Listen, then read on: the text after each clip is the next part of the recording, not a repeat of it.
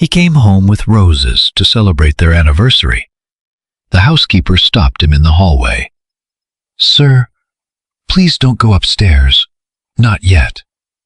What she knew was about to shatter everything he believed and reveal a truth written in blood that no one was ever supposed to find. The hand of Rosa Herrera closed around my wrist with a strength I never would have expected from a woman like her. Those fingers, rough and worn from years of cleaning other people's homes, stopped me cold at the bottom of the marble staircase. I was holding the most expensive bouquet I had ever bought in my life. White and pink roses wrapped in silk paper, perfumed, ready to celebrate 8 years of marriage. But in her eyes, there was something no bouquet in the world could fix. "Sir, please, don't go up there. Please, not yet." Her voice was barely a whisper, but it hit me like an alarm going off inside my chest. Rosa had never touched me. In all the time she had worked in our home, she had never once lifted her eyes when I walked past. She served coffee with her head down. She cleaned the furniture without making a sound. She slipped out of the kitchen the moment I walked in. She was the perfect shadow, the perfect housekeeper, a woman my wife had hired through an agency, and honestly, I barely noticed her. And now, here she was gripping my wrist like I was a child about to step in front of a speeding truck. "What's going on, Rosa? Let go of me. Catherine is waiting upstairs." "My name is Edward Mendoza. I am a businessman, an only child, the heir to a textile manufacturing company that my father built from absolutely nothing before he passed away. I was, or at least I believed I was, one of the luckiest men alive. A thriving business, a best friend I had known since college, a beautiful wife who waited for me every night. And that afternoon, just a few hours before our anniversary dinner, I decided to leave the office early and surprise her. Let me tell you how a woman who cleaned my floors stopped my entire world with a single sentence, and why I have never not once been the same man since. That morning, I had woken up early, still breathing in the scent of her perfume on the pillow. I watched her sleep and thought to myself, this man is the luckiest man alive. I went downstairs and found Rosa already in the kitchen preparing breakfast. Like always, she stepped aside the moment she heard me coming, hands folded over her apron, eyes down. I said good morning. She answered in a voice so quiet it was barely there. I remember thinking just for a second, what kind of story does this woman carry? But I didn't stop. I poured my coffee, skimmed the news, and headed out the door. That afternoon, in the conference room of Mendoza Textiles and Associates, my best friend and minority partner, Marcus Salazar, suggested we cancel the last meeting of the day. "Brother," he said, flashing that same grin he had worn since our college days, "today is your anniversary. Go home early. Buy Catherine something beautiful. I'll wrap everything up here." I hugged him. I hugged him the way you hug a brother that blood forgot to give you. Marcus had always been that guy, the friend who showed up exactly when you needed him most. He was at my father's funeral. He introduced me to Catherine years ago at a gallery opening. He sat right beside me, steady as a rock, the day I signed the company papers, and my hands wouldn't stop shaking. "Thank you, brother. I honestly don't know what I'd do without you." "You'd do the same for me. Now go. Don't keep her waiting." I stopped at the florist on the way. The woman behind the counter, an older lady with reading glasses perched at the end of her nose, smiled the moment she saw me walk in. "Mr. Mendoza, the usual bouquet? Today I want the biggest one you've got." I walked out carrying a bouquet I could barely wrap my arms around. I drove home with the radio on, with that ridiculous giddy feeling you get when you are about to make someone you love cry happy tears. I practiced lines out loud in the car. "Catherine, my love, 8 anniversaries down and 1,000 more to go." I smiled to myself. I smiled like a fool. When I stepped through the front door, the first thing I noticed was the silence. The second thing was Rosa, standing at the bottom of the staircase, gripping her cleaning cloth with both hands, knuckles white, completely still, like she had been waiting there for a while. "Sir," she said the moment she saw me, "you're home early today." "Yeah, I wanted to surprise her. She's upstairs." And then she did something that knocked over every invisible rule that governs the space between an employer and someone who works in your home. She looked me directly in the eyes. No hesitation. "Sir, please don't go up there." I laughed. I actually laughed because I thought it was some kind of joke, or that Catherine had planned a surprise and poor Rosa was stuck trying to cover for her. "Rosa, come on. I know she's got something going on. Let me through." I tried to step past her, and that was when she grabbed my wrist. Now here we were, the two of us, her trembling, me confused, the roses tilting dangerously in my other arm. "Sir, just listen to me, please. Just 1 minute. Don't go up there like this. Not like this." "What are you talking about?" Her eyes filled with tears, not the loud kind, the quiet kind, the kind that belongs to women who have been crying on the inside for so long that they no longer know how to do it any other way. "I've been wanting to say something for weeks, sir, but a woman like me, I'm nobody in this house. Who would believe me? I thought about quitting, just disappearing. But today I heard something that hasn't let me breathe since lunchtime. And when I saw you walk in with those flowers, I felt like God himself was telling me to open my mouth. Even if it costs me this job, even if it costs me more than that." "Rosa, let go of me!" But she didn't. And right then, from the second floor, came a sound. Laughter. A woman's laughter. The most familiar laughter in the world to me. Catherine's laugh. The laugh I had heard on our honeymoon, at every birthday, at every Christmas dinner for 8 years. A laugh I would recognize anywhere on earth. But it wasn't alone. There was another voice alongside it. A man's voice. Low, warm, conspiratorial. Answering something I couldn't quite make out. And then a second burst of laughter from both of them, tangled together, intimate. The floor shifted under my feet. I pulled free from Rosa's grip, not to go upstairs, but because my knees had stopped working. The bouquet tilted in my arms. One rose fell onto the marble floor with a sound that was somehow impossibly delicate. "No," I whispered. No. It's not what it sounds like. Maybe someone stopped by. Maybe it's the TV." "Sir," Rosa's voice cracked, "they've been up there all afternoon. I heard them when I went to put away the laundry." "The TV, Rosa. Tell me it's the TV." She shook her head, slowly. I climbed 2 steps, 3. My shoes felt like they were made of iron. And then, before I could take a 4th step, I heard something that cannot be misunderstood, cannot be invented, cannot be explained away.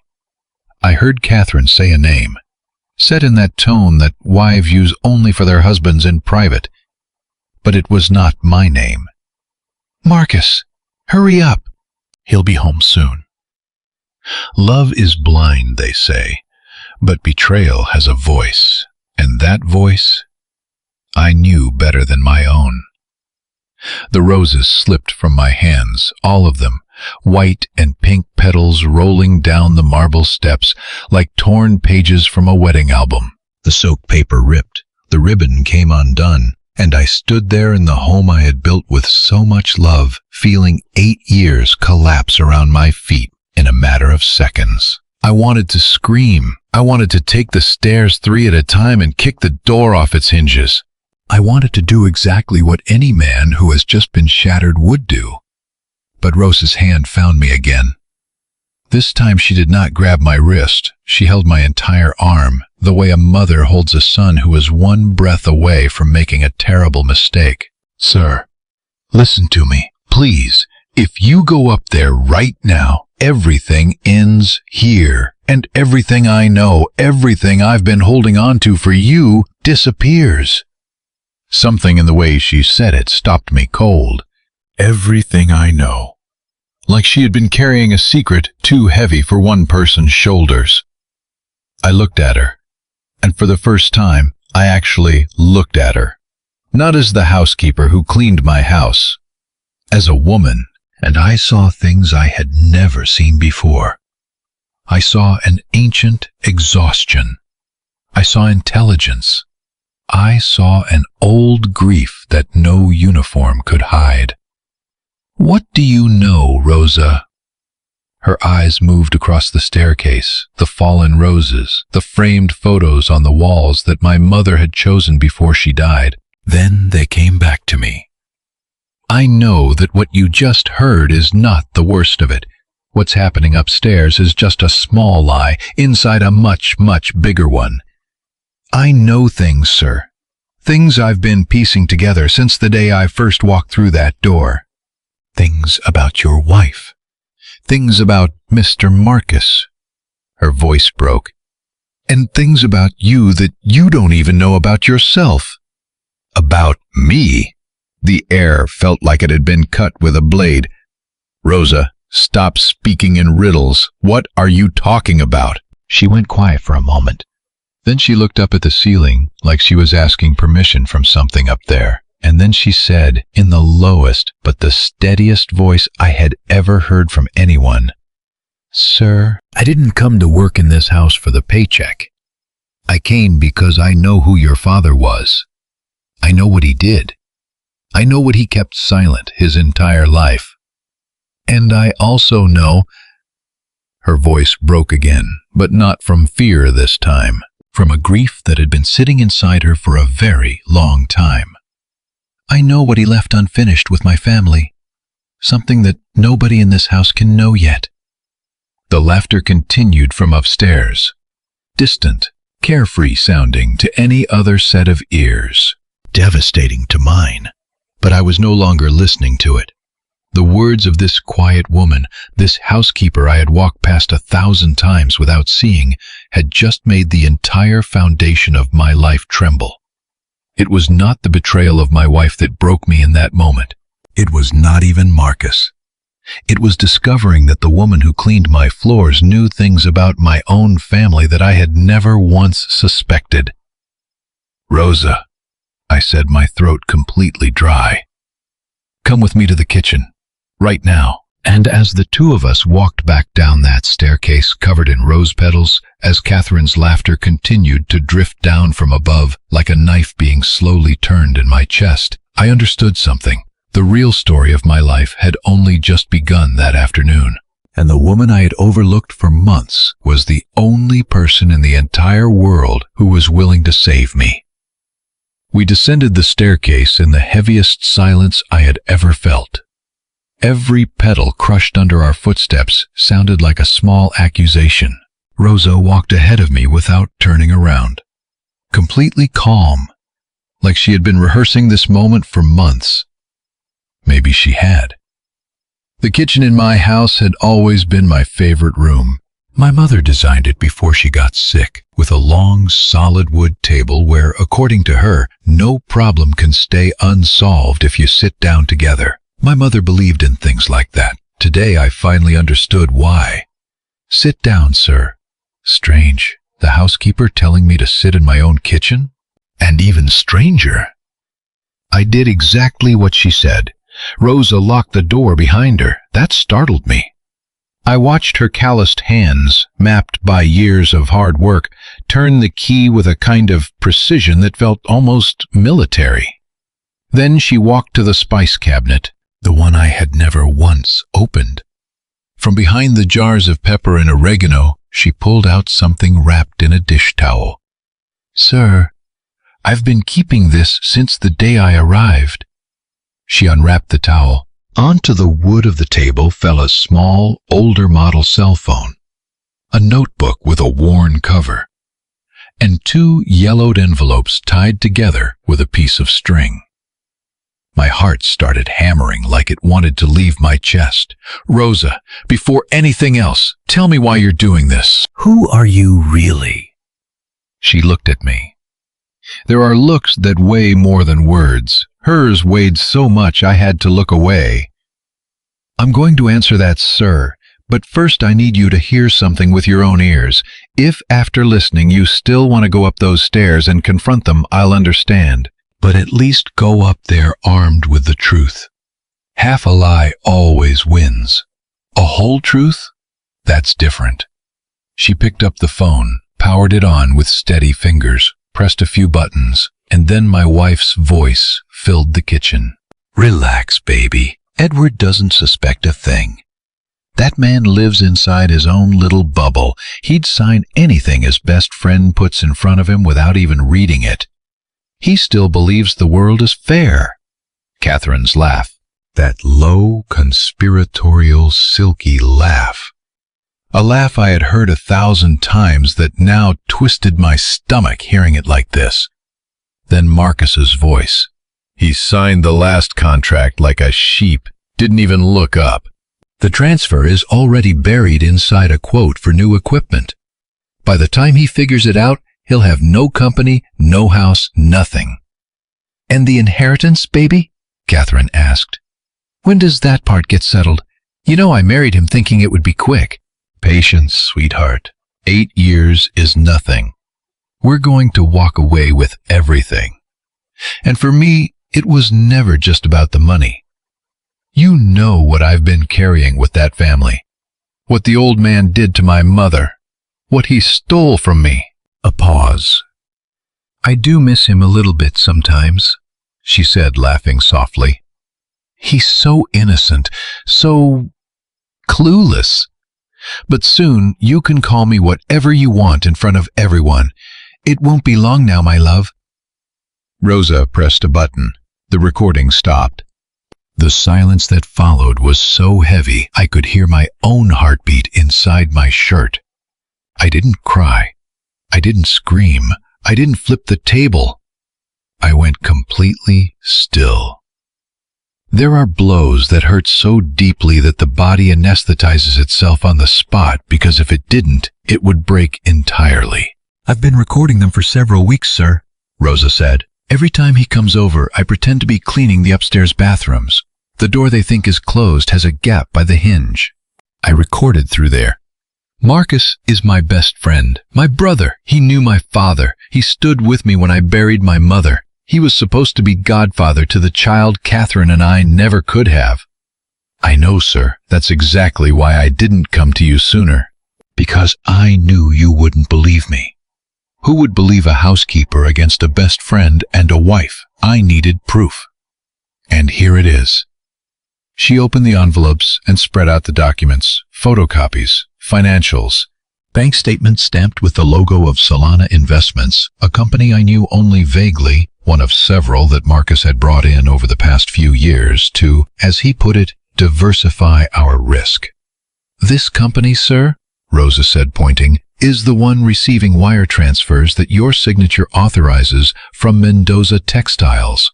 The amounts are not small, and the signatories on Solana Investments are 3 people.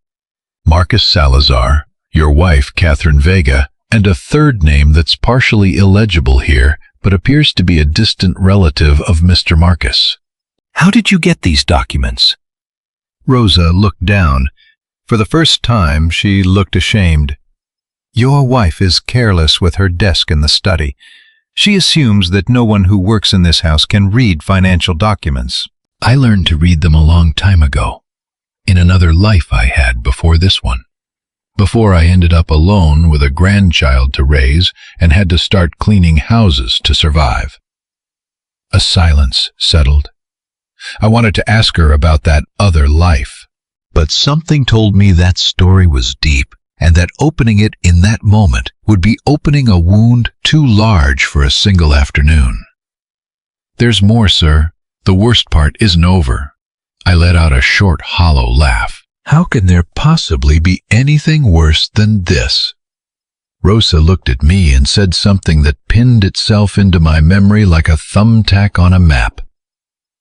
Documents steal money, sir, but betrayal steals destinies. She opened the second envelope. Inside were photographs, old ones, printed on actual photo paper, the kind from before everything went digital. She laid them out on the table with the calmness of someone arranging cards they know by heart. I found this one behind the large painting in the study. It was taped to the back of the frame, hidden. Your wife doesn't know it's there. I removed it. I picked it up with trembling hands. It was a black and white photograph stained with age. A distinguished older man seated on a park bench. Beside him, a young woman, smiling while he held her hand. Behind them stood an enormous old tree, the kind whose roots push up through the sidewalk. I knew the man's face. I knew it perfectly. It was my father. "That young woman," Rosa said, and her eyes filled with tears. "That was my sister." The blood in my veins ran cold. "Your sister?" "Yes, sir. My sister, Marisol Herrera, died many years ago. She died young, alone, and no one ever told me why. I spent my whole life trying to understand what happened to her. Until one day, going through some old boxes, I found a tin full of letters, signed with the initial R. Love letters. From a married man who promised her he would sort everything out, talk to his wife, take care of her. Letters that stopped coming right at the worst possible moment. I closed my eyes. My father's name was Raymond. "Rosa, are you telling me that my father—" "I am telling you that your father loved my sister, sir. Yes. And when she came to him needing help at the darkest moment of her life, he was afraid. Afraid of his wife. Afraid of the scandal. Afraid of what it would do to his business. And he left her alone. My sister died waiting for an answer that never came, and my entire family fell apart after that. My mother never smiled again. My father stopped working. And I was barely a teenager when I made a promise, standing at my sister's casket, that someday I was going to find out exactly who that man was." She raised her eyes, and in them burned 2 old embers. "It took me my whole life, sir. But I found him. When I read the obituary in the newspaper for Raymond Mendoza, I knew it was him. And when I read the notice, I knew he had a son." She paused. "You—" I swallowed hard. "So you came to this house to get revenge on me." Rosa did something I never expected. She took both my hands in hers on top of the table, squeezed them with her rough, calloused fingers, and for the first time she smiled. A sad smile, an old smile, but a generous one. "No, sir. I came to meet you, to understand what kind of man the son of Raymond Mendoza had become. If you had turned out to be like your father, I would have walked out and never said a word to you. But I spent months watching you, sir." Even from where Richard stood, he could see the bluish tint around the little boy's lips. His breathing was becoming more labored with every passing second. The child needed emergency medical care. A single tear dropped from my eyes without permission. Then another. Then I couldn't stop them. "Rosa, everything I believed about my life is being dismantled in a single afternoon. What do I do? What do I possibly do?" She breathed calmly, took the documents, the phone, the envelopes, and looked me directly in the face. "First, you are going to breathe. Then you are going to hide all of this somewhere. No one will find it. And then you're going to pretend, sir. You are going to smile at your wife. You are going to hug your best friend. And you are going to carry on as if you have heard nothing. Because if they realize you know, everything could change tonight, and not in a good way. You think they're capable of hurting me? Some people are capable of anything for far less than what is at stake in those papers. And there is something else you haven't understood yet. What they are building against you is further along than it appears. The signature on the final contract is happening this week.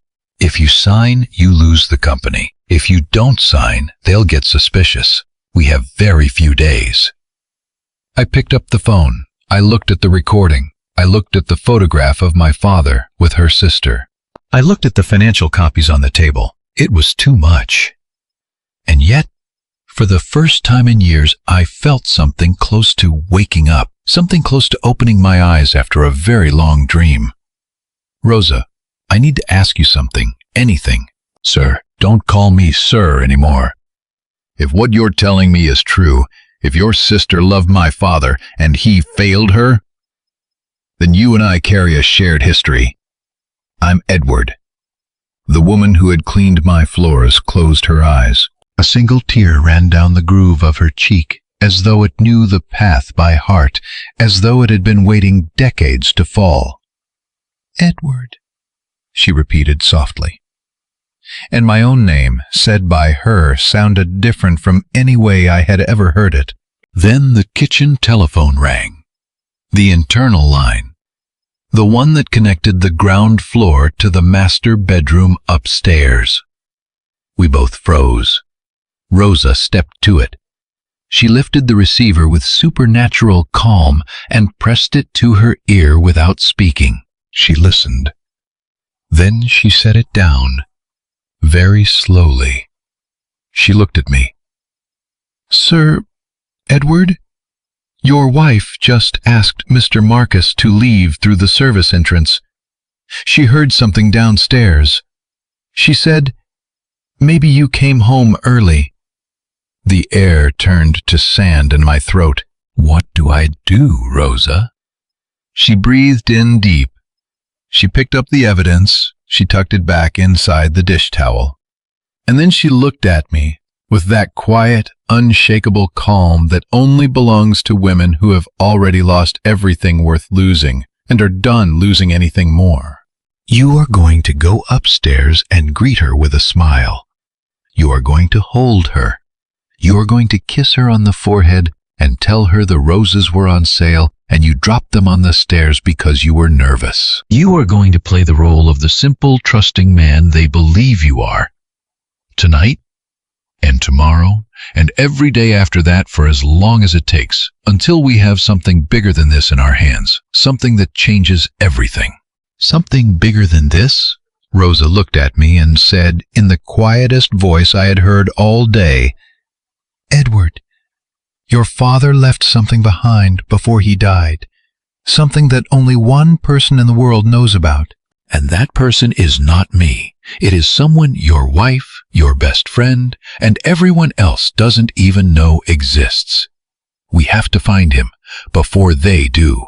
And as I climbed that staircase, stepping over crushed petals, as I heard Catherine's sweet and dishonest voice calling my name from above, I understood that the betrayal I had just discovered was only the tip of something far, far larger. And the woman I had walked past without seeing for months held in her calloused hands the only keys capable of opening the doors still waiting ahead of me. I climbed with legs like concrete and a heart doing gymnastics inside my ribcage.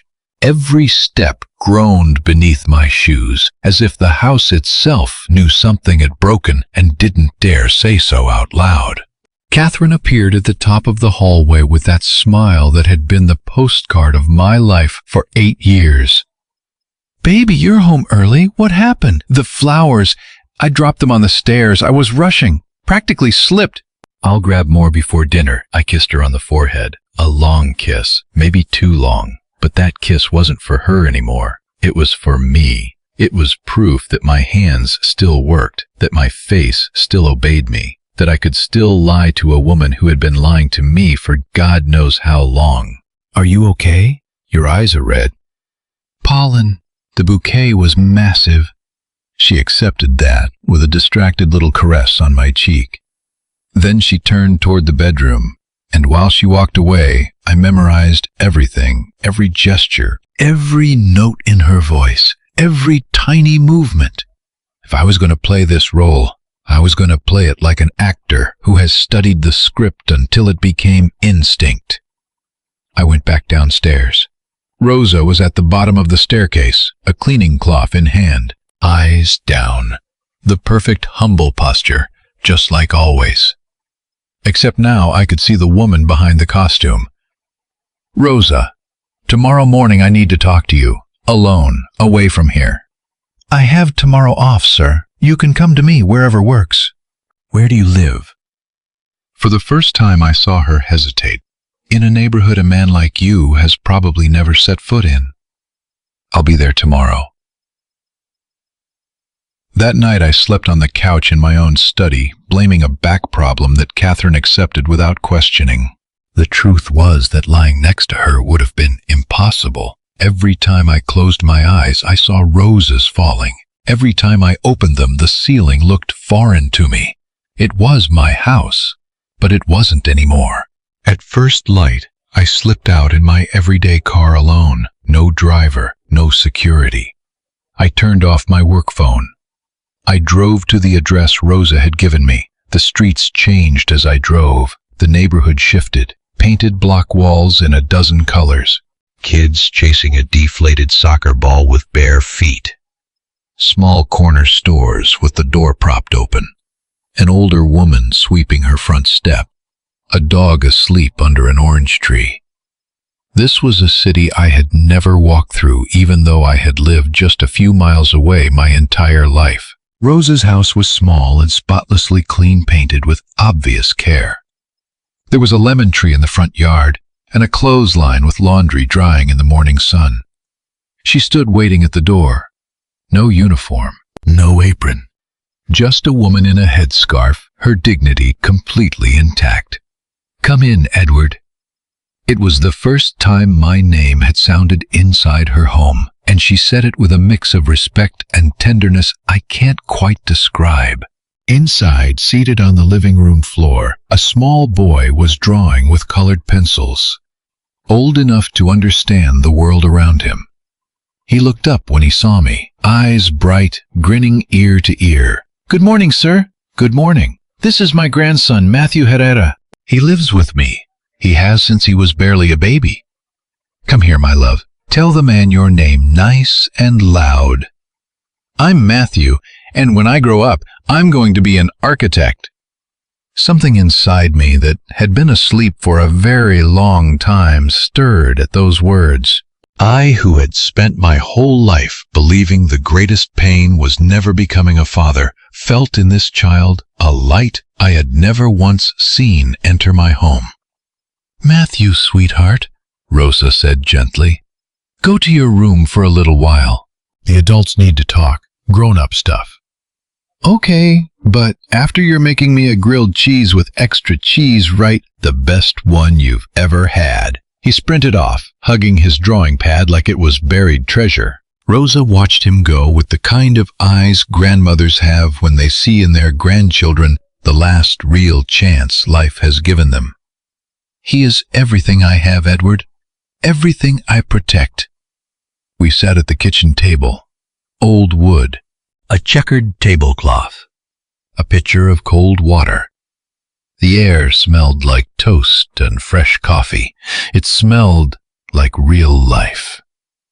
"Now, Rosa, tell me who you were before you came to work for me." She was quiet for a long time. She stirred her coffee with a small spoon. When she finally spoke, her voice was different. The voice of someone who had stored their entire life inside and had finally been given permission to let it out. "I studied, Edward.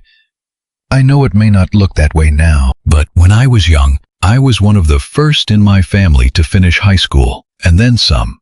I went on to specialize. I worked for years at a small accounting firm.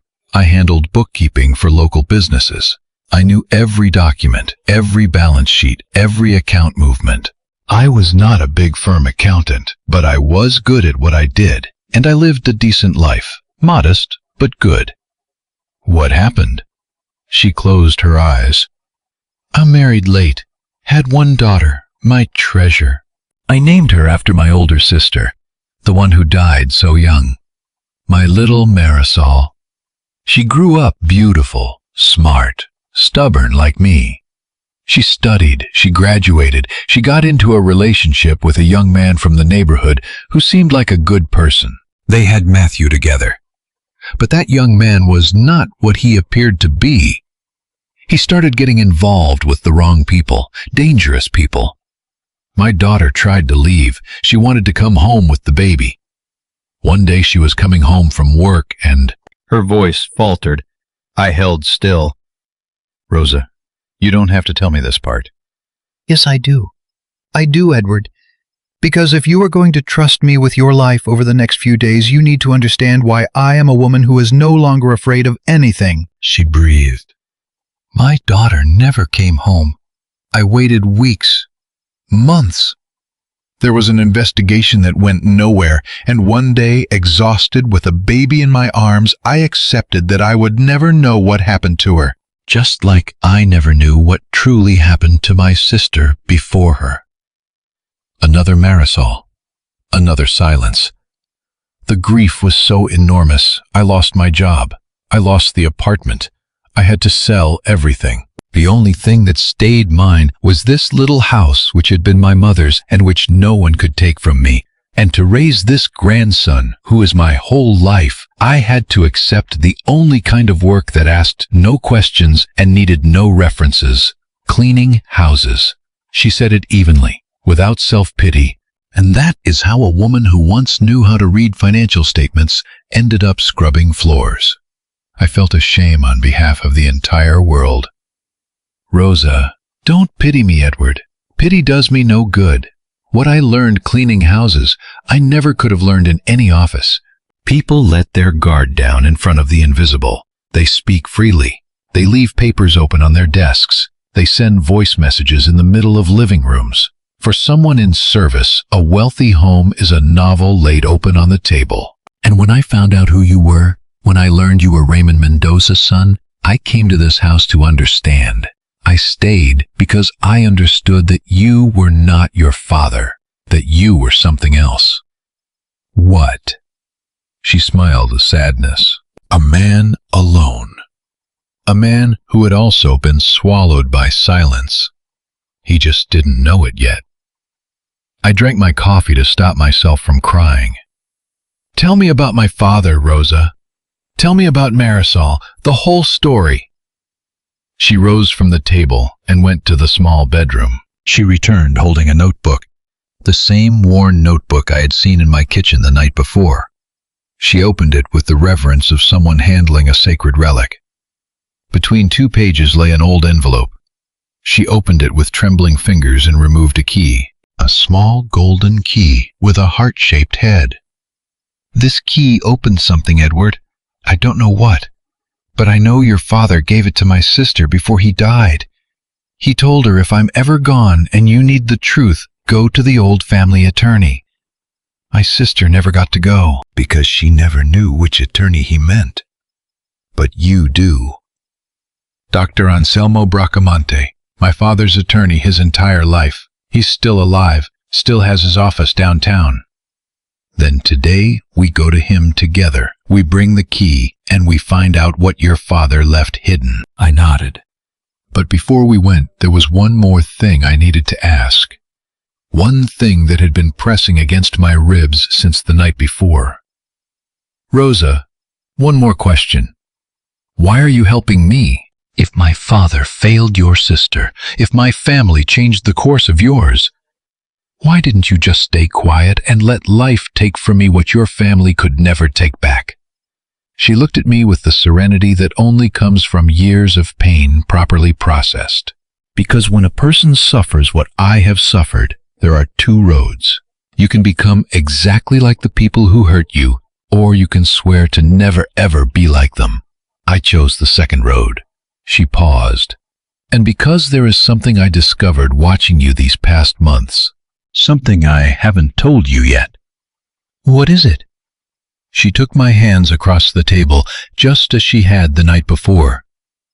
My sister, Marisol, was not only the young woman your father loved in secret. When she died, she left behind more than letters. She left something that he never got to know about. And that something, Edward, could change everything you believe about your own family. I felt the air leave my lungs. What did she leave Rosa? She glanced toward the bedroom where Matthew was drawing castles in his notebook.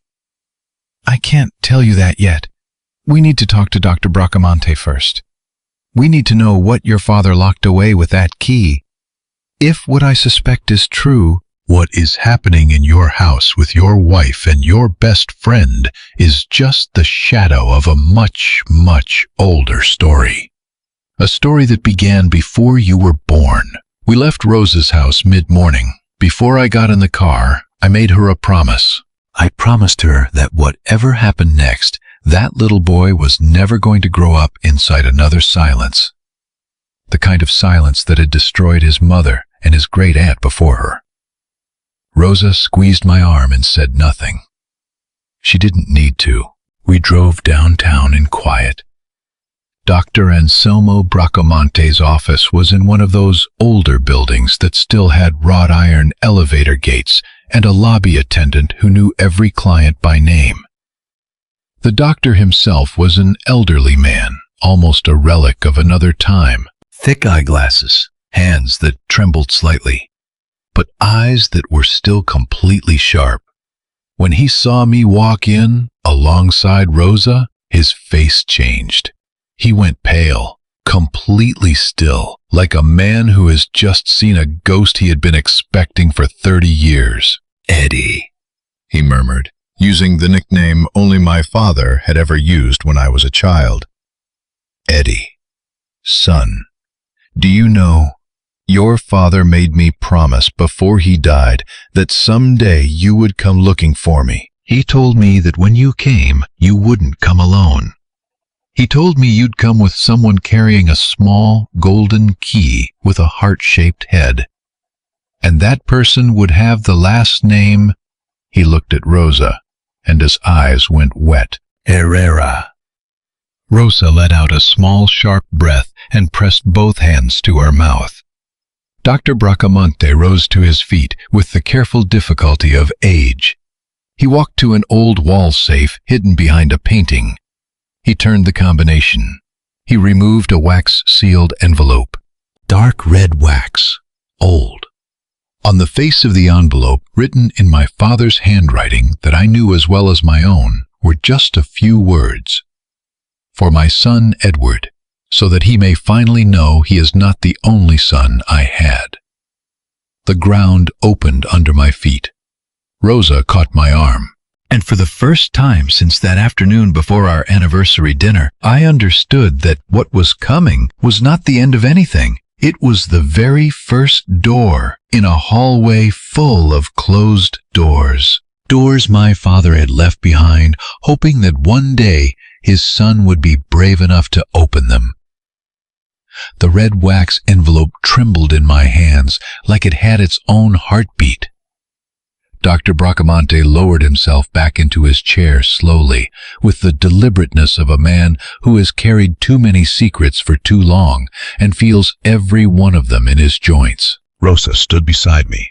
Her hand rested on my shoulder, steady, without clutching, the way parents hold their children when they know they are about to fall but need to learn to rise on their own. "Open it, Eddie," the doctor said, his voice worn thin. "But before you read it, I need to tell you something your father forbade me from saying while he was alive." I looked up. Everything your father did in his final years, he did with guilt lodged in his chest like a splinter he couldn't remove. He died asking forgiveness from a woman who could no longer hear him. He died asking forgiveness from you without ever having the courage to look you in the eye and do it directly. What is inside that envelope is not an offense against you, son. It is a confession. And it is a key so that you do not repeat his story. Rosa breathed slowly. I broke the seal. Inside, a long letter, several pages written in my father's careful hand. And alongside it, a second, smaller envelope, still sealed. On its face, a single word. Brother. I began to read out loud. My voice broke on the very first line. "My son, If you are reading this, it means the right person finally found their way to you. That person carries a last name that for years I tried to erase from my memory and never could. The name Herrera. If a Herrera has come to you, it means the silence I built with my own cowardly hands has finally fallen. I want you to know, Edward, that I loved your mother. But before her, there was a young woman I failed. And from that young woman a child was born, a child I never raised, never held, never called son, a child who for many years grew up far from me, in a modest home, not knowing who his father was. His mother chose not to tell him. She carried that truth with her when she left this world far too soon. And I, out of fear, out of pride, out of plain stupidity, let the silence grow taller than a wall. That child is now a man. I searched for him in my final years. I found him. But I never had the courage to introduce myself. I only watched him from a distance. And what I discovered, son, shook me to my core. That son of mine, that boy I never once embraced, knows who he is. He found out on his own. I do not know how.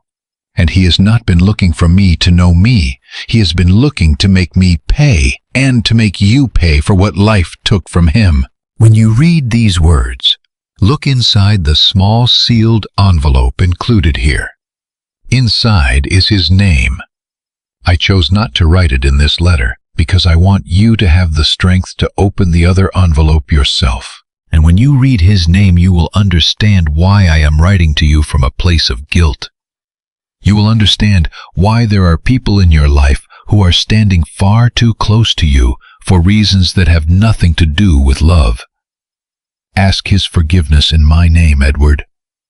And if you can love him, because without knowing it, the two of you share the same blood. I set down the letter. Rosa pressed my shoulder. Dr. Bracamonte removed his glasses and rubbed his eyes. I picked up the small envelope with the word brother on the face and breathed in deeply. I opened it. Inside was a single sheet of paper with a single line written in my father's hand. Your brother's name is Marcus Salazar. The world stopped. Rosa made a sound like a cry she had swallowed before it could escape. Both hands flew to her mouth. Dr. Bracamonte bowed his head as if he had been waiting 40 years for this moment, and still did not know how to bear it. And I sat there, perfectly still, not breathing, not thinking, just listening to a sound like a vast rewinding every memory of my life with Marcus playing backwards at full speed all at once. His smile the day he introduced me to Catherine, his hand on my shoulder the day we buried my mother, his signature on my company papers so many years ago, his voice saying over and over across so many years, I love you like a brother. That was literal. He had always known. Marcus, I whispered, my best friend, my partner, the man who is in my house with my wife. Dr. Bracamonte leaned forward, suddenly urgent. Edward, your father left more than this with me. He left legal documents, protected materials in a private bank box registered in your name, and he left a separate fund, a fund that only activates when you sign certain papers before me, a fund that your best friend does not know exists. Your father wanted that money, if you chose to use it that way, to repair what he never repaired in life. For your brother, for the Herrera family, for everyone his silence damaged. Rosa looked down and pressed her lips together. Doctor, I said, my mouth completely dry. My best friend and my wife are emptying my company. The final contract signing is this week. If I sign, I lose everything. If I refuse, they'll know something is wrong. What do I do? Bracamonte looked over his glasses at me with the eyes of a man who has seen too many family wars. You don't sign, but not out of stubbornness. You sign something different. We make them believe you're signing the contract they prepared. But in reality, you sign a different document that I will draft tonight. One that places the entire company under temporary protected ownership. While they believe they have control, in reality, they are signing their own removal. And we gather whatever evidence is still missing. Rosa spoke for the first time. Doctor, there's something else you need to know. Marcus and Catherine are not operating alone. There is a third signatory on the shell company, a distant associate of Marcus who has been handling the transfers. I identified his initials in the documents, but I don't have his full name yet. If we're going to dismantle all of this, that person has to be exposed as well. The doctor nodded slowly. I know a federal prosecutor, Diana Pierce. She specializes in financial crimes. She is clean, no question about it. I will call her this afternoon. But the two of you will need to go to the office and bring me something. The original fraudulent contract. The one they want Edward to sign. Without that document in our hands, there is no case. We'll get it, I said. We left that office carrying a new kind of weight. Not the weight of someone who has just received bad news. The weight of someone who finally understands exactly where they stand in a story that has been writing itself without them for years. That same afternoon, I told Catherine I needed to stop by the office to pick up some papers for a meeting the next day. Rosa came with me, disguised as something even simpler than usual. A woman from the cleaning service pulling the night shift, a disguise she knew how to wear better than anyone. We arrived at Mendoza Textiles after 7 in the evening. The lights on the upper floors were already out. The security guard, Ernest Correa, a man who had worked for my family for over 40 years, greeted me with his usual warmth. Don Eduardo, what a surprise seeing you at this hour. And with, he glanced at Rosa, new company. Ernest, she is someone I trust completely. Tonight I was never here. Do you understand? His old eyes sharpened. I didn't see anyone today, Don Eduardo. Same as I didn't see Mr. Marcus when he stayed late the other night with an unknown gentleman going through files in his office. Or when I didn't see anyone make copies of your father's private archives. A chill ran through me. Ernest, you know something. Sir, the guards see everything. We only speak when asked with respect. Tonight is the first time in years that a Mendoza has asked me a question with respect. Go upstairs. I'll watch the door. We went up. Rosa walked behind me without a word, with the calm of a woman who has carried heavier things in her life. The main office was dark when we entered. The familiar smell of wood and old paper and cold coffee. The smell of my father. The smell of my childhood. Move quickly, Edward. If they've hidden it, it'll be where your eyes wouldn't think to look. I checked my wall safe. Empty. I went through the drawers of my own desk. Nothing. Rosa moved to the desk Marcus had made his own since becoming a partner. She ran her hand slowly across the wood, then crouched down. I watched without understanding. She felt under the desk, along the sides, across the back panel, then her hand stopped. She pulled out a small folder that had been screwed directly to the underside of the drawer, camouflaged as part of the furniture itself. Inside a stack of papers, the fraudulent contract, the annexes, and something neither of us had expected. An envelope filled with photographs, Catherine and Marcus together. At coffee shops, at hotels, on trips she had always justified as girls' weekends. Rosa lifted one of the photographs and studied it with sadness, not with disgust. It was the expression of a woman who has seen too many lies in her life to still be surprised by them. Edward, look at the back of this one. On the reverse, in pencil, a handwritten note. Plan B activated. If he doesn't sign, an accident could be arranged. The blood drained from my body. Rosa, They had a backup plan for me. Yes, that is why we had no time to waste. My hands started shaking, not from fear, from rage. Rosa, I need you to make a decision, right now. Whatever you choose, if you want to leave tonight, if you want to take Matthew somewhere safe and disappear, I understand completely. This is no longer just a business dispute. This is something much more dangerous. She looked at me steadily for a long moment. Then slowly she shook her head. Edward, my sister died waiting for a Mendoza to save her. My daughter disappeared waiting for justice that never arrived. I am not leaving this story until every silence has been broken. I'm staying. I'll see this through for you, for your brother who doesn't yet know he chose the wrong side, and for my grandson who deserves to grow up in a world where good people don't always lose.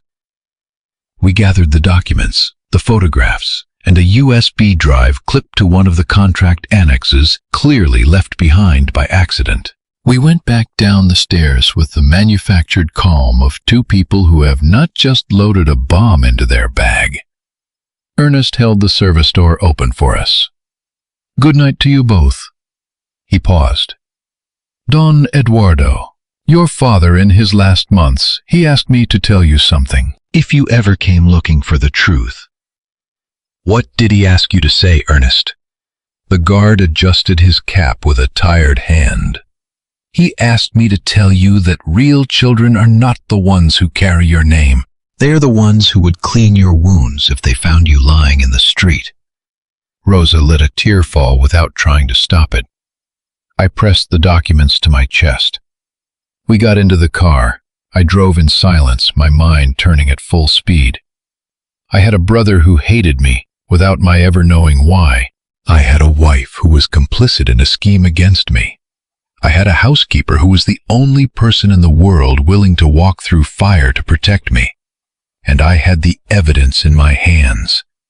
But I also had one massive problem. Rosa, if Marcus and Catherine realize that folder isn't where they left it, she finished my sentence. Tonight, Edward, someone is going to come to your house. I drove to Rosa's neighborhood without saying a word. The city lights moved past the windows like small pins. The folder rested on Rosa's knees, held by her worn hands like it was something newborn and fragile. We can't take it to my house, I said finally. If they come tonight, that's the first place they'll look. We are not going to your house, Edward. We are going to mine. But we are not storing it there either. I am going to hide it somewhere no one will find it, a place only I know, a place that exists in neither of the two locations they would search. Before I could ask where she meant, she was already dialing on her phone. Carmen, it's Rosa. I'm so sorry for the hour. I need a favor. A big one. Can you take Matthew tonight? I'll explain everything tomorrow. Just please, no questions right now. She ended the call. Turned to me. Carmen Aguilar, my dearest neighbor. She watches Matthew when I work nights. Tonight he'll stay with her. I don't want my grandson anywhere near this if what we're expecting actually happens. I felt a wave of something I can only describe as deep respect. She was protecting a child before protecting herself. We arrived at the house. Rosa went in and came back out 5 minutes later with Matthew in her arms asleep, wrapped in a thin blanket. The boy murmured something dreamy and settled his face against his grandmother's neck. She walked 2 houses down, knocked. A woman opened the door and received the child with the naturalness of someone who had done it 100 times. No explanations needed between them, just a glance. When Rosa returned, her eyes were wet, but steady. Let's go, Edward. We don't have much time before sunrise. Where? The house where I was born. We drove out of the city on a dirt road that wound through open fields. The moon was full. Somewhere in the dark, a dog barked. The wind carried the smell of cut grass and something deeper, something like time, like memory, like childhood. This was my parents' house, Edward, then my sister's, then my daughter's. Now it belongs to no one. But I keep the bills paid. I clean it once a month. I open the windows and let it breathe. Because my mother always said that houses die if no one breathes inside them. The house appeared at the end of the road, small, adobe walls washed white, old clay roof tiles, a rusted lantern hanging beside the door. Behind it, a yard with a stone well and a sprawling orange tree. Rosa took an old iron key from her pocket. She opened the door. The smell of old wood and closed memories came to meet us. "Come in, Edward. Tonight this house belongs to you too." Inside was a single room with a cot, a small kitchen, a worn leather trunk, 2 old armchairs. On the wall, a portrait, a black and white photo of a young couple smiling, and next to it, another old photo, a beautiful young woman holding an infant. That is my sister Marisol with the baby she had in secret. The air inside that small house settled into my bones. The baby she had with my father. Yes, Edward. The baby that afterward my family gave to another family to raise, because my mother couldn't bear the shame of the neighborhood. They gave him to a couple who lived far away. Good people. Not much money. A family that couldn't have children of their own. They raised him as their son and gave him their last name. The Salazar family. Yes. So you always knew that Marcus was your sister's son? No, Edward, I did not know. My mother took that secret with her when she died.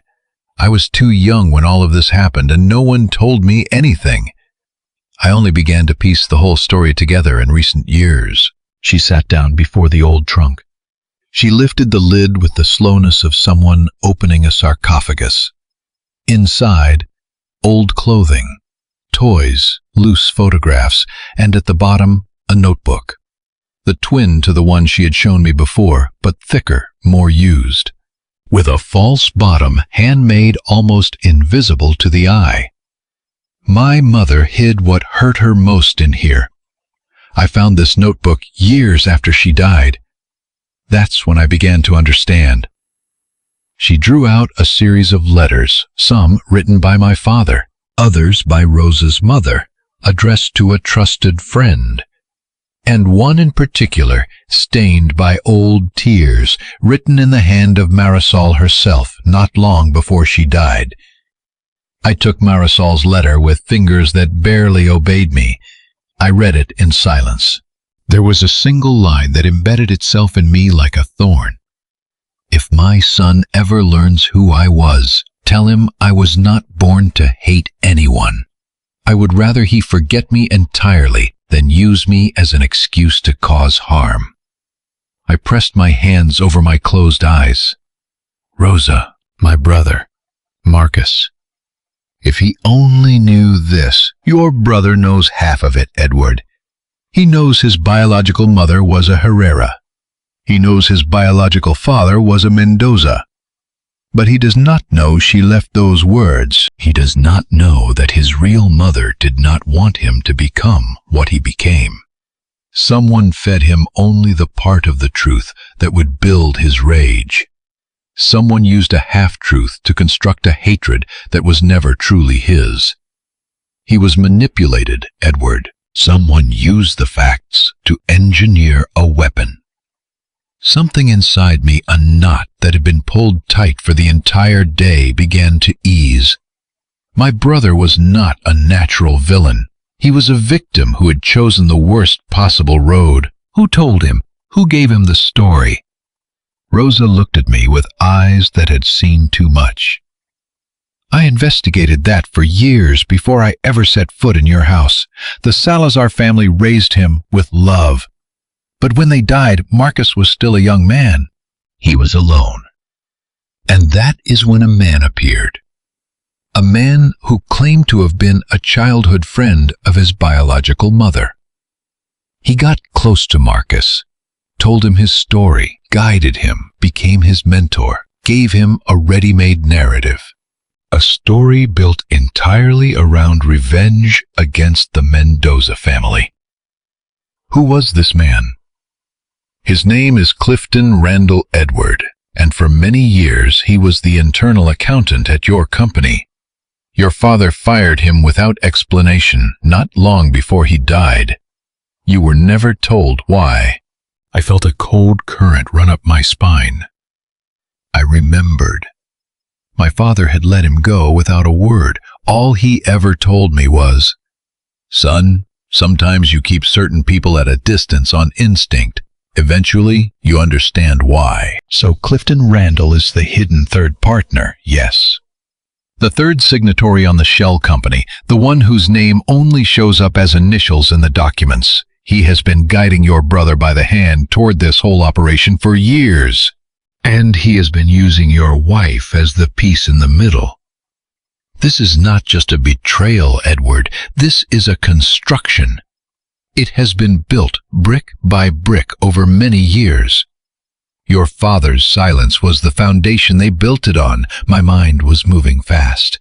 The pieces were falling into place. Rosa. Clifton knew about the protected fund my father left with the doctor. He handled the company accounts for years. He would know about the transfers, the codes, the structures.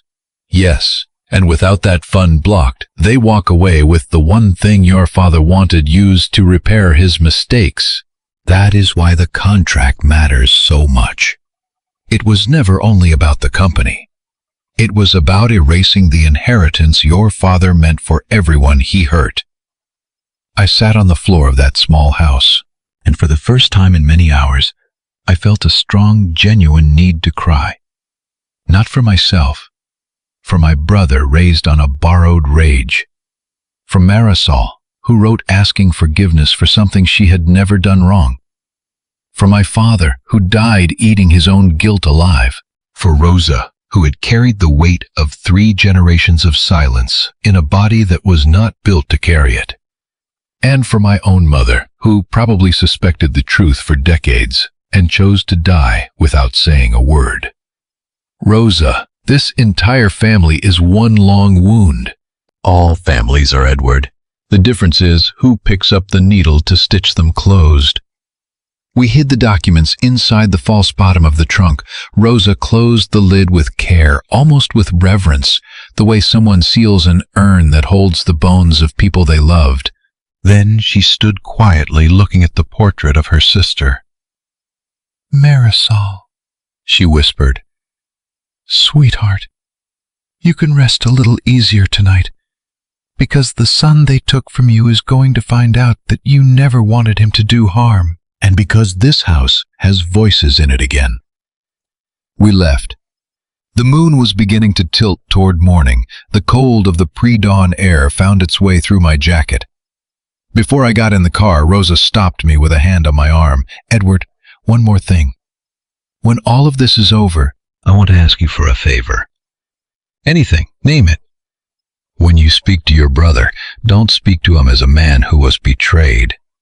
Speak to him as a brother who is meeting him for the first time. Because if anyone has to break the cycle, if anyone can actually end what the Mendoza family has been caught in for generations, it has to be you. Your father couldn't do it. My mother couldn't. My sister couldn't. It falls to you." I nodded without words. She squeezed my arm and walked inside to get her grandson. I drove home. Catherine was already in bed pretending to sleep. The bedside lamp was on. I lay down beside her without a word. At 3:30 in the morning, I heard exactly what I had been waiting for. A muffled sound near the service entrance downstairs. Then footsteps. Then the unmistakable sound of desk drawers being opened in the study. My heart hammered inside my shirt. Catherine beside me with her eyes closed, exhaled too evenly, too controlled. She was listening right alongside me. After a few minutes, the footsteps returned to the service entrance, and just before the intruders slipped out, I heard a hushed male voice tense with frustration. "It's not there. It's not anywhere in here. We have a problem." The door closed. Silence settled back over the house. Catherine rolled toward me and gave me a soft kiss on the shoulder, pretending to half wake. Is everything okay? You seem tense. Bad dream, sweetheart, that's all. I closed my eyes. For the first time in my life, I lied to my wife with the perfect calm of a man who no longer has a wife. The next morning, while Catherine moved around downstairs without suspecting anything, my phone buzzed.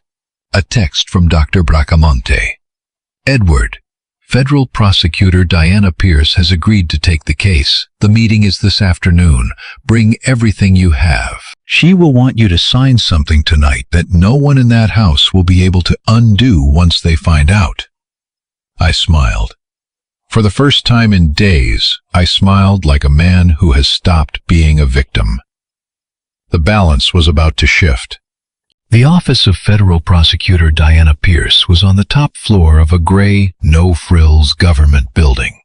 No expensive carpet, no decorative art, just desks buried in folders, files stacked to the ceiling, and the permanent smell of strong coffee. Exactly the kind of place where uncomfortable truths come to live. The prosecutor was a woman of middle age, serious expression, direct, unblinking eyes. The moment I walked in with Dr. Bracamonte and Rosa, she rose and offered her hand without unnecessary pleasantries. Doctor, good to see you again after all this time. Mr. Mendoza, and you, ma'am. Please sit down. The doctor gave me an outline, but I want to hear the full story. From the beginning, nothing left out. We laid everything on the table. The recordings, The photographs, the USB drive, the copies of the fraudulent contract. Diana worked through every piece with professional stillness. No visible reaction. She just took notes in a legal pad and occasionally separated one document from the rest. When she finished, she looked up. Mr. Mendoza, what you have here is strong, but it is not yet enough. We need all 3 signatories of the shell company in the same space, speaking openly about the scheme in a way they cannot later deny. Right now, your wife can claim she was deceived. Your partner can say it was a bookkeeping error. And the third man, this Randall, can vanish and let the other 2 take the fall. I need all 3 on record. What do you propose, prosecutor? A controlled operation. We are going to let them believe the final contract signing is happening exactly as planned. At your home, an intimate setting, where they feel safe, where they drop their guard. You will wear a wire. When all 3 of them speak freely and on record about what they have actually done, we move in. Rosa leaned forward. Prosecutor, there is something else you need to understand about Clifton Randall. He is not genuinely related to Marcus Salazar, despite what the documents imply. I initially believed a family connection because of overlapping initials. But Randall invented that relationship himself. He falsified a connection to gain access to the banking transactions without triggering compliance flags. And there is more. Clifton has spent years manipulating Marcus. He told him the truth about his origins, but only the piece of it that would produce rage. Someone constructed that hatred deliberately. It was never Marcus's own. Diana frowned and made a note. That changes the picture. If your partner was systematically manipulated, his criminal culpability is reduced. We might be able to negotiate a cooperation agreement if he comes to his senses in time. That would depend entirely on you, Mr. Mendoza. Are you willing to give your partner a way out if he chooses it? I breathed slowly. Rosa was watching me. I heard her words from the night before, standing in the fields under a full moon. Speak to him as a brother meeting him for the first time. That partner is my brother. I found that out 2 days ago. He has done terrible things, but he was manipulated for years by someone who built his identity around a hatred that was never truly his. If he is willing to open his eyes, I want him to have a second chance. Diana studied me for a long moment. All right, we try. But if he stays on the wrong side when this breaks, I cannot protect him. Understood? Understood. We left that office with a plan in motion. It was Wednesday afternoon. The contract signing was scheduled for Friday evening at my house. During a small dinner Catherine had already arranged with Marcus and his financial advisors. 2 days. That same afternoon, Rosa asked me to do something I never would have thought of on my own. Edward, before Friday, I need you to go see your brother. Alone. No wife, no Clifton, no one else. Just you and him. What for if I confront him now everything falls apart? Not to confront him. To look at him. To sit across from him one more time the way you always did. And to hold that memory. Because when the operation is over, you will never be able to look at each other the same way again. And there is something he needs to receive from you, but I can't give it to you until Friday. For now, just see him, even if only for a coffee. That night I called Marcus. I told him I had been thinking about old memories and needed to talk. We agreed to meet the next morning at a small coffee shop in a neighborhood where nobody knew either of us. The place was called the Corner Cup, old wooden chairs, a corner booth in the back that the owner left for us without being asked. Marcus arrived right on time. His smile was exactly the same as always, that grin I had trusted since college. And for the first time I looked at it, knowing what was behind it. Not malice born from nowhere. Pain. Old pain, shaped into the only weapon someone had ever taught him to use. Brother, what's going on? You sounded strange on the phone. Let me ask you something, Marcus. Do you remember the first time you met my father? His face shifted, almost imperceptibly, just a slight tightening at the jaw. Barely. I only saw him a few times. Why? Because I've been thinking about him a lot lately. About the family he had. About the things he left unfinished. A pause. Do you ever feel like your life was supposed to be different from what it turned out to be? Marcus looked down and stirred his coffee for longer than necessary. All the time. And did you ever feel like something was taken from you? Something you should have had? He raised his eyes, and in them, for the first time in as long as I could remember, I saw something other than his signature ease. I saw an old wound. The kind that doesn't close because no one ever treated it properly. My whole life, he said. The silence that followed lasted a long time. I didn't push. I just looked at him. Marcus tightened his hands around his coffee cup. Eduardo, there are things about me you don't know, things I hope you never have to know. Then keep them. Keep them for now, but I want you to hear something first. Whatever happens in the next few days, remember this conversation. Remember that I sat across from you and looked at you like a brother. If your heart ever tells you to come back to the right side of things, you will have a place to come back to. Marcus looked at me with the intensity of a man who is 1 inch from breaking but refuses to let himself go. He said nothing. He paid the check, stood up, and left. Before he reached the door, he put his hand on my shoulder. Just for a second. His hand was trembling. Then he was gone. I sat alone in that corner booth, feeling that I had just said goodbye to the version of Marcus I had always known. Friday arrived, the way dreaded days always do, fast, almost without warning. Catherine spent the whole afternoon in high spirits, arranging the dinner with a happiness that felt surgical. She called the caterer. She called the florist.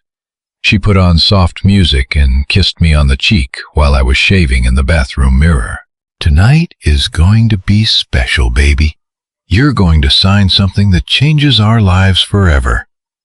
I smiled at her reflection. Precise, calibrated, rehearsed. You're right. It's going to change everything. At 8 o'clock sharp, the doorbell rang. Marcus entered first, dressed up, carrying a bottle of wine. Behind him came Clifton Randall. I had not seen him in years. He was older, thinner, with the eyes of a man who has held too many grudges for too long, and it has started to hollow him out. He extended his hand with counterfeit warmth. "Eddie, it's been a long time. Your father would be proud of what you've built here." The urge to say what I knew rose in my throat, and I swallowed it. "Thanks, Clifton. Good to see you." We moved to the dining room. Rosa served the table with her usual silence, apron on, head down. To the three of them she was furniture, completely invisible. Underneath my jacket I wore the small wire that Prosecutor Pierce had given me that afternoon. We ate, we laughed, we toasted. Catherine told funny stories. Marcus played along with his usual ease. Clifton watched everything with the calculating eyes of a man running a stage production. When the coffee came, Catherine produced the folder with the contract. "Before dessert, let's just get this signed and out of the way. Quick and easy." I took the pen, turned it slowly in my fingers, and then I said with the calmest voice I owned, "Before I sign, I want you to explain something to me. I want to know what you actually want with the company. No pretending, just between us. We're practically family here." Clifton let out a short laugh, low, revealing. "You really want to know, Eddie? The company was ours before you were even born. Your father stole it from the son that was rightfully his. Marcus is a Mendoza. You were just the one who got the stamp on the documents. Tonight, after all these years, things go back to where they belong." Catherine laughed softly and stroked Marcus's hand. Marcus did not laugh. He went very still. Clifton. Too still. "Clifton?" Marcus said. "What?" "Stop talking." "What are you?" "Stop talking. Now." I looked at him. Marcus's eyes held something I had never seen in them before. Shame. Real ancient shame rising to the surface. Then Rosa walked into the dining room, but not the way she usually walked in. She walked in straight, head up, moving with purpose. She crossed to the table and set a yellow envelope in front of Marcus. "Mr. Marcus, this is for you. It's from your mother, your real mother, Marisol Herrera, my older sister." Catherine stopped smiling. Clifton shot to his feet. "What is this? Who let her in here, Edward? What kind of circus is this?" Marcus opened the envelope with trembling hands. Inside was his mother's original letter, written in aging ink stained with old tears. "If my son ever learns who I was, tell him I was not born to hate anyone. I would rather he forget me entirely than use me as an excuse to cause harm." Marcus read it again, a third time. And then that man who had spent his entire life building a rage strong enough to stand on released the first honest tear he had ever cried. One tear, then another. Then he couldn't stop. "Mom," he whispered in the voice of a very small boy, like he was speaking to someone right there in the room. Clifton lunged for the letter. "Marcus, this is a setup. The old woman is lying. She is playing you." Marcus turned to face him. Slowly, eyes bright, voice devastatingly calm. "You built my hatred, Clifton. You filled my head with half-truths since I was a child. My mother never wanted this. She wrote the exact opposite of what you told me she felt." Catherine started trembling. She looked toward the door. And then the doorbell rang, and through it came the clear, steady voice of Federal Prosecutor Diana Pierce. "Federal Prosecutor's Office, please open the door. We have a warrant." The glasses on the table trembled. Rosa stepped to my side and pressed my arm in silence. As the federal agents entered the room, as Catherine dissolved into tears of rage, and Clifton Randall made a break for the backyard without success, Marcus sat perfectly still with his mother's letter in both hands. And for the first time in his life, my brother cried without asking anyone's forgiveness except his own. That night my house stopped being mine. It stopped being Catherine's. It stopped being the stage set that Clifton Randall had been building for years. It became simply an empty room where the truth had finally been allowed to sit down and eat without asking permission first. The agents took Catherine first. She wept without looking at anyone, the way people weep when they discover too late that the lies they told had an expiration date.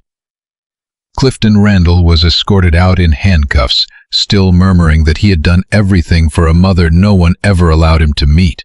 But Rosa Herrera had already spoken for herself through a letter written by her own hand, and she had permanently revoked the hatred he had used to build his life. Marcus remained seated at the table, alone, his mother's letter open between his hands. Prosecutor Pierce approached him, without aggression, with consideration. "Mr. Salazar, you will also need to come with us. However, given the circumstances and what Dr. Bracamonte has communicated to us, your situation is going to be evaluated separately. The voluntary statement you make tonight will be the most important factor. Take your time." Marcus raised his head. His eyes, which had carried so much rage for so many years, were clean now, empty, freshly rinsed. "I'm going to tell you everything, prosecutor, everything, from the very beginning. But first, can I hug my brother?" Diana Pierce nodded. I stood up. I walked to him. And Marcus, the man I had called my brother for years, without understanding how true that word actually was, held onto my chest like a man who has been drowning and has just now found solid ground. He wept without restraint. He wept for the mother he lost before he could ever meet her, for the family they kept from him, for the years he gave to a revenge that was never truly his, for my father whom he could not forgive in time. And I held him, saying the only thing that came to me, the only thing that was true. "You're home, brother. You are finally home." The weeks that followed moved the way rain moves after a long dry spell. Washing, cleaning, ordering everything that had been crooked for too long. Catherine faced charges for her role in the financial fraud. The outcome of her case was not mine to determine. It belonged to the courts, to the prosecutors, to the institutions that exist so that victims do not transform themselves into executioners. The only thing I asked of Dr. Bracamonte was that the proceedings be kept from becoming a public spectacle, not for her sake, for the dignity that what we had once shared still deserved even at the very end. Clifton Randall was not extended the same consideration. His years of document fraud, fabricated family ties, and the deliberate construction of hatred inside a grieving orphan came down on him entirely. The law decided. I did not. Marcus cooperated with the federal investigation from the very first statement he gave. He handed over everything. Account records, communications, transfers. His testimony proved decisive. Prosecutor Pierce secured him a reduced sentence with community service and financial restitution in lieu of prison time. My brother began to pay his debt not with money, but with presence. Every afternoon for months, he showed up at a non-profit organization that helped young people who had aged out of foster care learn skilled trades. He worked alongside them. He taught them what little good he genuinely knew, and he looked them in the eyes and told them that hatred was the worst teacher an orphan could ever have. At night, when he went back to the small apartment he rented near Rosa's neighborhood, he would sit down and read his mother's letter again. He never put it away. He carried it folded in his shirt pocket against his chest like a shield, like a blessing. Dr. Bracamonte, faithful to the last wish of my father, formally opened the protected fund held in the bank. It turned out to be a sum my father had set aside across decades, fed by guilt, waiting for someone with the courage to spend it right. We gave it a just destination. A portion went to Marcus as the legitimate biological heir of Raymond Mendoza. Not a generous gift, a restitution. What blood had owed him his entire life. Marcus accepted it, quietly crying, without contesting a single dollar. That portion he used to open a small vocational school. At his own insistence, the school would bear the name Rosa Herrera, so that his mother would finally have something in this world that carried her name with pride. Another portion went toward Rosa's childhood home, that small adobe house in the fields where Marisol had hidden letters in the walls, and her mother had kept a notebook with a false bottom, and so many silences had grown unchallenged. Rosa refused any money for herself, but she accepted repairs to the house for Matthew, so that the boy would have, alongside his grandmother's love, solid walls, a new kitchen, a room of his own filled with books and drafting supplies.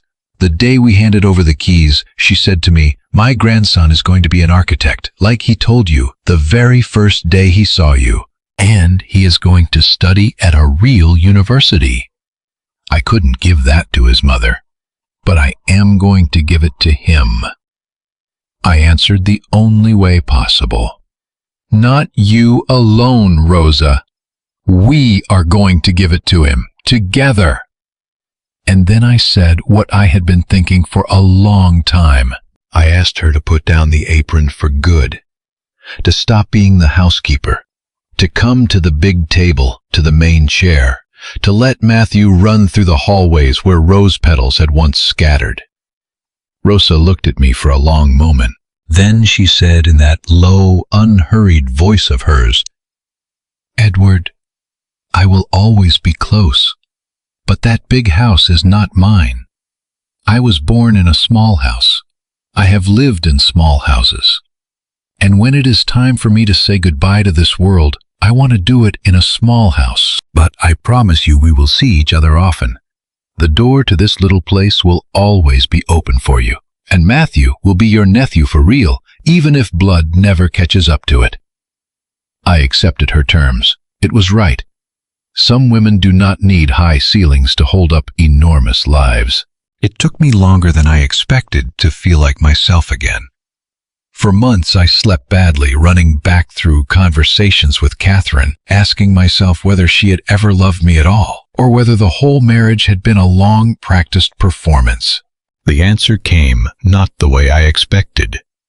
It arrived one ordinary afternoon, sitting in the yard of Rosa's little house, drinking iced tea, watching Matthew draw floor plans and building elevations in chalk directly on the concrete ground. I realized it didn't matter. It didn't matter whether Catherine had loved me at the beginning or in the middle or not at all. What mattered was that I had learned to recognize the difference. I now knew how to tell love from calculation, companionship from convenience, a real embrace from a practiced one. And watching that boy on the ground, drawing towers and bridges and impossible overpasses with the same colored chalk he had used the very first time I met him, I understood something else. I had spent my whole life believing that the deepest wound in me was never becoming a father, never having a child who carried my name. Life had been preparing me for something different. Not fatherhood, unclehood, the kind that is chosen, deliberate, built entirely out of love with no obligation attached. Matthew started calling me Uncle Edu without anyone suggesting it, and I started answering to it like that word had been waiting for me all along. Today, when someone asks me how a life falls apart and how it gets put back together, I tell them about the day I came home early with a bouquet of roses. I tell them the flowers fell on the stairs. I tell them that a quiet woman I had barely noticed in months caught me by the arm and said, "Sir, please don't go up there." I tell them that behind that one sentence lived 3 decades of silence. A sister who died without answers, a daughter who vanished without justice, a father full of guilt, a brother twisted by borrowed anger, A wife turned accomplice, a manipulator with a spreadsheet and a long memory, and a small boy drawing castles on the floor. I tell them that Rosa Herrera, the invisible housekeeper in my house, was the only person in the entire world willing to save me, not because I deserved it, but because she had decided a long time ago that she would never become anything like the people who had broken her. And above all, I tell them what I learned. I learned that the people who clean our homes are sometimes, without our knowing, cleaning wounds we have been dragging around for years. I learned that a last name does not make a family, and that real bonds are built by what you do, not what you inherit. I learned that a father can die carrying enormous guilt and still leave behind a small golden key with a heart-shaped head so that his son can repair what he could not.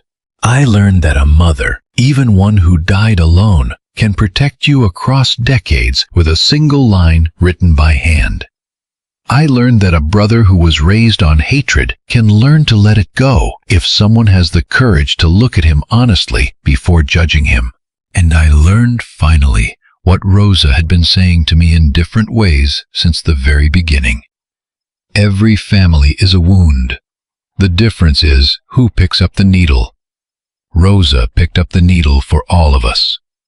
She stitched a dead sister to a living nephew. She stitched an angry orphan to the mother who had never wanted him to become what he became. She stitched a guilty son to a remorseful father. She stitched two strangers who now call each other every Sunday. She stitched with hands roughened by years of cleaning other people's floors everything that 3 generations of one family had left broken. And when I thank her for it, she always answers the same way, a small, quiet smile. Edward, I didn't stitch anything. I just handed you the needle. You were the one who did the sewing. Every now and then I stop at the same florist on my way across town. The woman behind the counter is a little older now. She still smiles when she sees me walk in. I always buy 2 arrangements, a small, simple one for Rosa's house, and an even smaller one to leave at my father's grave. On the card that goes with that second bouquet, I always write the same thing. Dad, your son finished what you left undone. Both of them. And that is how a woman who cleaned my floors ended up cleaning my entire life. That is how a bouquet of roses dropped on a staircase gave me back the family I never knew I had. That is how an early homecoming on an ordinary afternoon, instead of destroying me, returned me to myself. If you are listening to this and it feels like your life is falling to pieces around you, remember this. Sometimes what looks like the end of everything is only the first door opening. And sometimes the one who comes to save you does not arrive dressed in white. Sometimes they arrive with a cleaning cloth in their hand, wearing a faded apron with tired hands and a quiet voice. And all they say is, "Sir, please don't go up there just yet." Because upstairs is often the lie we already know. And downstairs, waiting patiently, is always the truth that can save us.